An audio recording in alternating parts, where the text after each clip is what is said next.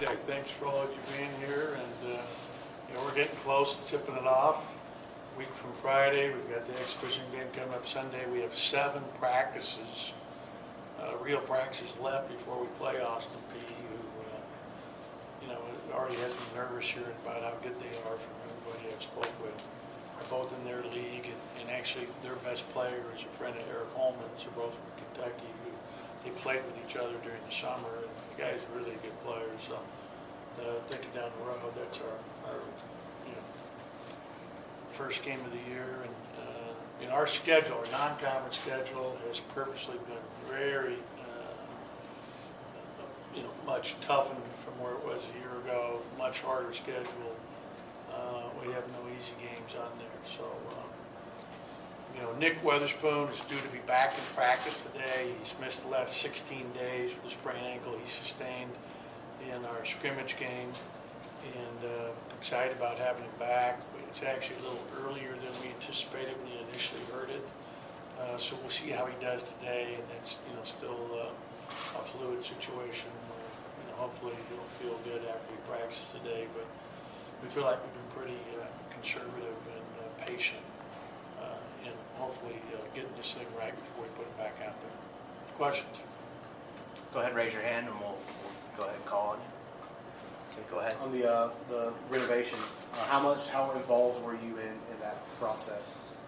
We've been talking about it since I arrived here, and the incredible job they've done here in renovating the football stadium, the addition of the football practice facility, the baseball stadium, and what's going on there is really incredible. And so we're really excited about it.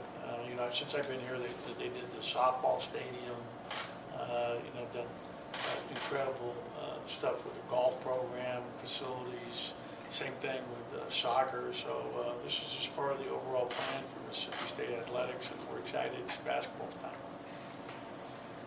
Any questions, raise your hand. We'll get to you. Go ahead, keep going, Brad. As you kind of move forward with a backcourt rotation, what are you looking for out of the one?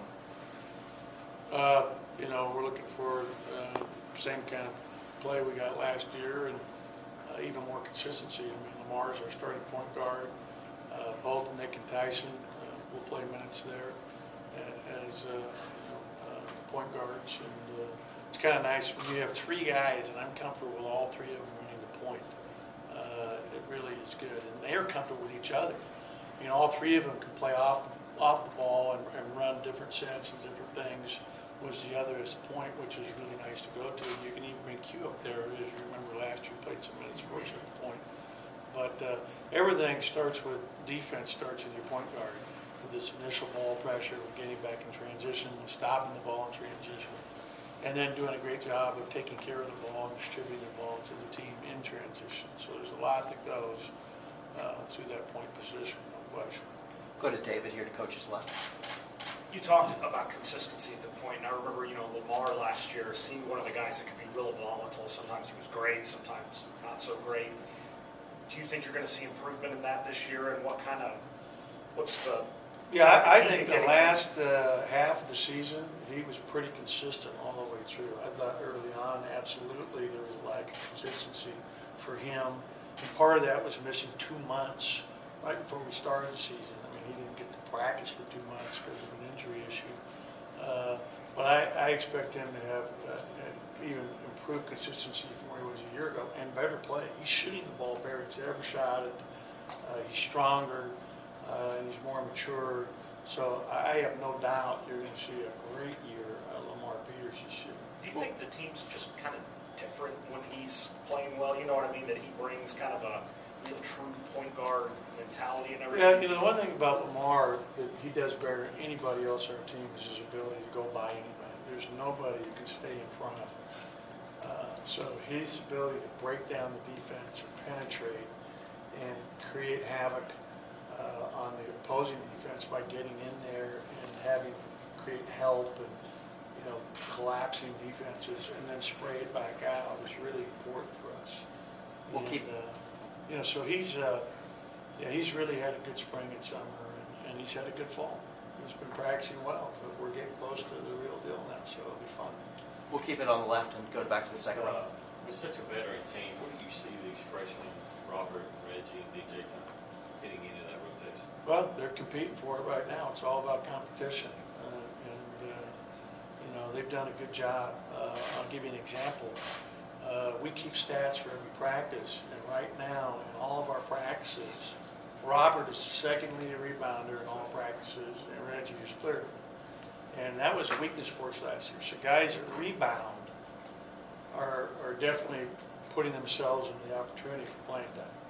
And I said that from the onset with this team. So, guys that show up every day and get rebounds, they have to play. Because we've got to be a better rebounding team than we were a year ago. All three of those freshmen are good players and, going to be very good players here at Mississippi State, no question. We'll go to the back in the TV row, and then we'll go down to Brian. Coach, with everywhere that you've been in your coaching tenure, do you feel like this team here at State, this in your fourth year, do you feel like this is one of the most talented rosters you've had in quite a long time? Yeah, it's definitely the best roster I've had since I've been here in terms of experience combined with talent. And having, some senior leadership out of Q and out of Eric is really important. And also having leadership from that junior class, because our new players came in and there was a culture already established, and the guys really, I think, benefited from that are new to our program. And we have good competition, when we have everybody healthy, that's when we're at our best because there's competition every day in practice. And that's how you get better. It's all about competition. You've got to have that great competition on a daily basis to be the best you can be. And that's how you prepare, to play against other good teams. Go ahead, Brian. You're talking about consistency and getting better throughout the season. I thought Abdul did that last year. How big of a jump can he take in year two as a sophomore? After practice, it's funny you say that, our last practice, and I said, boy, Saturday, because we had 2 days off in a row as we're getting back to practice again today. You're so much better than you were a year ago at this time. And he recognizes that. He's just so much more comfortable. He has that experience factor that, having played a whole year now in most every game. He missed the first couple games of the season. But he's definitely a more polished player at both ends of the floor and better offensively, more comfortable. So he can make another big jump, and I expect that he will. I mean, he's really an incredibly hard-working kid who cares so much. It's really, really important to him. And when it's really important to you and you put the time in and you've got the kind of talent that he has, I mean, he's going to make a jump from where he finished the season to where he's now and where he's going to be as we progress through the season, I think. Go ahead. You're on the front. No, circle back. With Jethro having some experience at this level before, can you kind of tell that, and where do you kind of see him fitting in this year? Yeah, he's competing for playing time. I mean, his experience was limited at this level. He hardly got to play, so I would say that was a stretch to say he had a lot of experience at this level. But he's out there competing, working hard, and doing a great job in the weight room. He's done a good job with his body. We asked him to get his weight down a little bit because I think it would help him move better. His biggest concern is his ability to be able to play ball screens defensively. If he can get better at that and improve in that area, he can help us. And that's a big thing for us, is the ability to guard the other team's ball screen and defend. We still have to be a team that wins at the defensive end of the floor first, because that's where you have the most consistency night in and night out. I think we're a better offensive team. I think we shoot the ball better than we did a year ago at this time. And I think that's a credit to our players for putting all the time and effort that they've put in, especially on their own time, throughout the summer and the fall on their shot. And you'll definitely see that, I believe, as a team as a whole. Go back to Brett. Abdul mentioned over the summer that Eric was a guy that he's been looking up to. Have you seen him kind of step up into a more prominent leadership role over the offseason? You're talking about whom is more Eric. prominent? Eric? Yeah. Yeah, Eric's outspoken in terms of being a leader, I think, with the younger guys and the rest of the team. Eric has a great basketball IQ, and so I think that's really big for us, is his basketball IQ, his understanding of what's important and what needs to be done, that I think has been helpful for the rest of the team. We'll keep it in the center and go to the second row. You mentioned a minute ago about the team. You thought they'd be a much better shooting team. There were a lot of good shooters on the team. There were some stretches last year, particularly from behind three-point line, where things had gotten kind of cold. Did you see that over the offseason as a significant point of emphasis to become a Yeah, it was. We talked about it the very first day of summer, that, you know, for us to be the team we want to be this year, we have to be a better three-point shooting team. And part of that shot selection, and part of that's just knocking down the shot. And I think our guys have worked incredibly hard on their three-point shooting. You know, Tyson Carter's a better three-point shooter than he was a year ago. No question Lamar is. Nick Weatherspoon's really improved in that area. Eric Holman's a better shooter, and he shot 44% last year on the season. You know, so we have a number of guys that have improved in that area in my mind. Any other questions for Coach? Go ahead. We were talking about expectations this year with it being ranked in the preseason. I mean, what the feeling coming in this year is it, you know, you just still. You know, I think rankings are always nice going in to the season, but in reality, a week from Friday they mean absolutely zilch. You know, I think it's good notoriety for the program, and I think it's nice that people have high expectations for this team and this group, but you still have to go out and prove it.